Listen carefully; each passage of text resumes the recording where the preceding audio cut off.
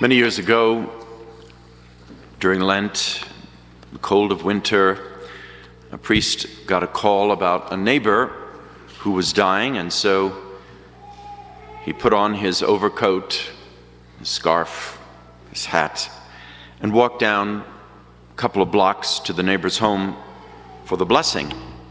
And as he was crossing the street, a man came out from the dark and said, "Put your hands up. Give me all your money." He put a gun to the back of his head. So the priest said, "My wallet is inside my coat." So he started to open up the coat, and when he did, the would-be thief looked at him and said, "Oh, you're a priest. I'm sorry, Father. Don't worry about it. Keep your money." Well, the priest was so relieved, he happened to have a cigar in his top coat, and he pulled it out and offered it to the thief. And the thief said, "No, Father, I gave up smoking for Lent."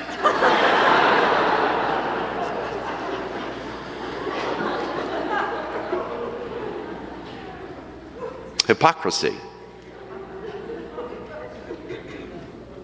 Isn't that exactly what Jesus is teaching us about? We would ignore the laws of God and yet follow ritual customs.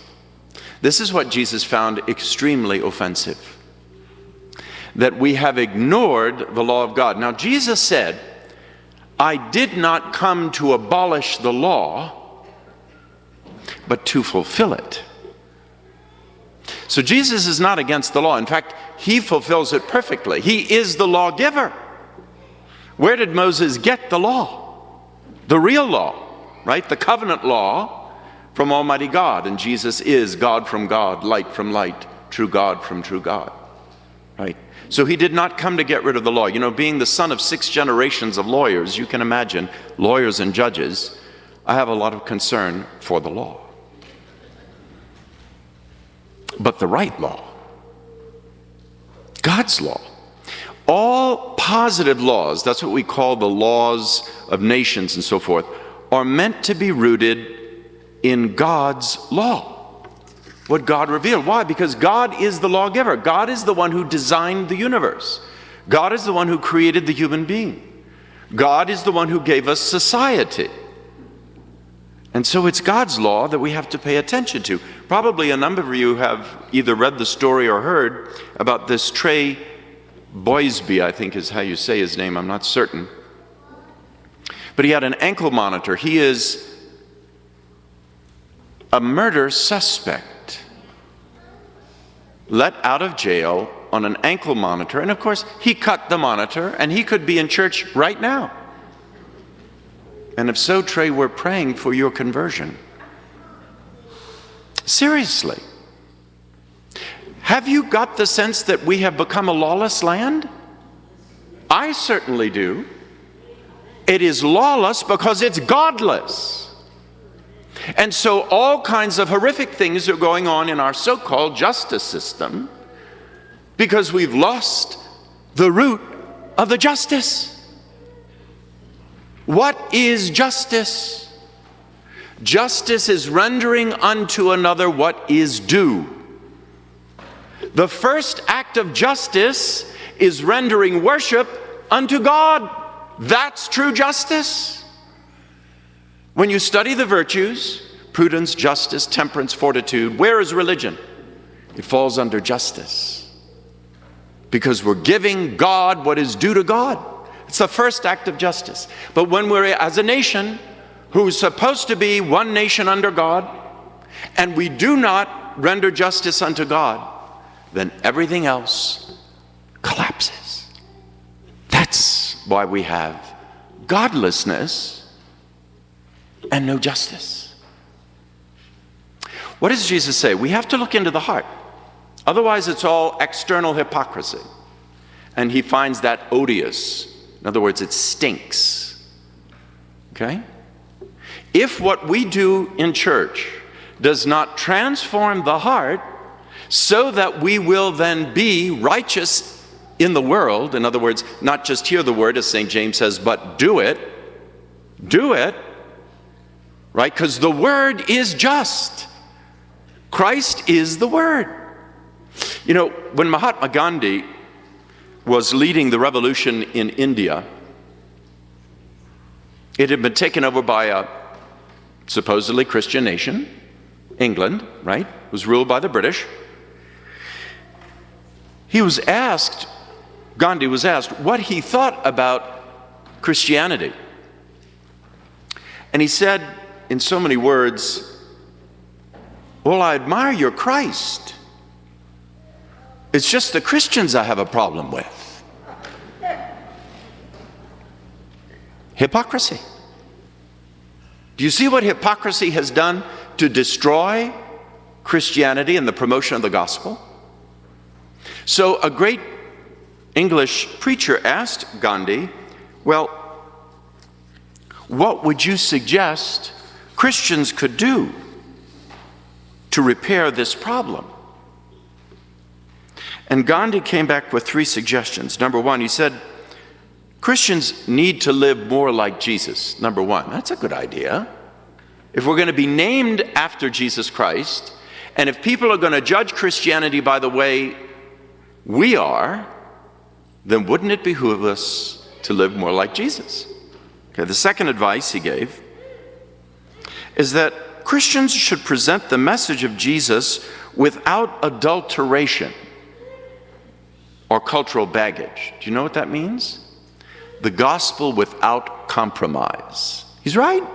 He's right on. Here's a Hindu who might understand Christianity better than we do. Number 1, we should be more like Jesus. Number 2, live your gospel without compromising to the culture of the world. And number 3, he said, Christians should emphasize love, which appears to be the core message of your faith. God is love, St. John writes several times. God is love, right? Gandhi got it. Will we Christians get it? Will we not only hear this word, but actually do it? That's the challenge. Well, here Jesus tells us what the problem is within us. It's not the dietary law. See, you have to make a distinction between the real law and customs, mores, right? The real law was given in the first 5 books of the Bible: Genesis, Exodus, Leviticus, Numbers, and Deuteronomy. Check it out. You heard from Deuteronomy this morning, right? We are blessed because God gave us the law. We are a blessed people. I'm sure that you have laws beyond, you shall not kill. You have to teach your children that for one another, right? And then there's fellow students. Okay, that's a divine law. That's a divine law. But in your home, you probably have customary laws. I remember my father had a little customary law. If when you leave your room, you don't turn off the light, 25 cents would be taken from your allowance. Now, when I was a kid, 25 cents was significant, okay? So those are customary laws. That was not divine law. That was my father's rules, right? Just like there are rules for driving, although sometimes you don't really notice it. And why are there laws? Those are positive laws, not divine laws. They're positive laws for the good of the people, to keep us from killing one another, right? There are positive laws for good. Law is for the good. Now, sometimes the customary laws become so complicated, as they did in Israel, by hundreds of regulations, that it became a burden. And the law was not protecting the people, it was burdening them, and they could barely live a just life. In fact, they gave up. Many of them gave up. Only the highest clerics, right, the Pharisees and the scholars, could keep all of those laws and regulations, and even they had a hard time. So what Jesus is saying to us is, these, for example, the dietary rules, those are just customs. If you're Nigerian, like we celebrated Father's 25th anniversary yesterday, Nigerian food was brought over, you're going to eat a certain kind of food. If you're Southeast Asian, you're going to eat another kind of food. If you're New Mexican, you're going to have chili food, and so on and so forth. For Jesus, it doesn't, whatever you take in, presumably as long as it's healthy for you, right? There's no problem with your dietary requirements. But what he is concerned about is what's on the inside that comes out of us. And these are the things that defile us. This is what he said. Evil thoughts, fornication, theft, murder, adultery, coveting, wickedness, deceit, licentiousness, evil, slander, envy, pride. And yes, he even said foolishness. Now, that doesn't mean being a comedian. That's all right, right? But when we're foolish with the things God has given us, wasteful, for example, that's offending God. This is what Jesus said. Now, how do we overcome all these evils that are lurking within us that we're spiritually battling? Well, you need the virtues. That's what I tell our students at the school. We have to exercise our spiritual muscles called virtues. Just like you do for any sport, you've got to exercise the muscles. If you don't, forget it. You're not going to achieve anything. So we have to exercise spiritual muscles. St. Paul gives us some of those if we're living in the Spirit.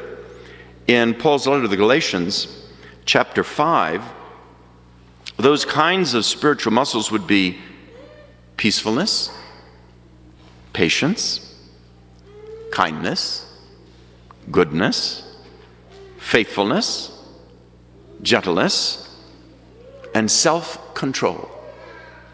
You know, when you hear the virtue of prudence, a great deal of that has to do with self-control. Am I the master of my emotions, or are my emotions the master of me? I get angry, so I get a gun out of the closet and shoot somebody, right? Or you're driving and you curse people and you cut them off and you so on and so forth. Do people think that when they get behind a car, they can just think they're at some kind of a, Maserati rodeo or something? There are laws for the good of the people. We have officers who put their lives every day on the line to protect our people. And yet the publicity is about the few officers that have done wrong. Same thing. Are you going to stop obeying laws because of them? Same thing with the priests. We've had a few awful priests who've done horrendous things. Are you going to stop worshiping God because of them? Of course not. Right? That would be shooting yourself in the foot because of somebody else's foolishness. No. God designed the human society in a particular way, and we have to learn from it. We have to see the blessing in it in order to benefit what God has intended for us. And so the practice of virtue, dear brothers and sisters, is what will help overcome the distorted worldview about Christ and Christians. There are people who will not enter a church because they think we're just a charade. Pious, but nothing good on the inside, because we leave a church and then curse people and hate people. And is it any wonder at the diminished practice of Christianity in the world? We must reverse that. We must realize that God came to give us life, and even more abundant life, as Jesus said. That's why we're nourished at the altar.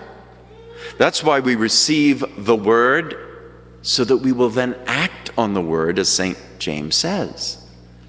And when we go back into the world, having received these graces, received these blessings, and act righteously, not self-righteously, that's arrogance, acting righteously and praying for the people out in the world that are not following the laws of God, right? Praying for their conversion and doing everything we can possibly do to witness to the value of godliness.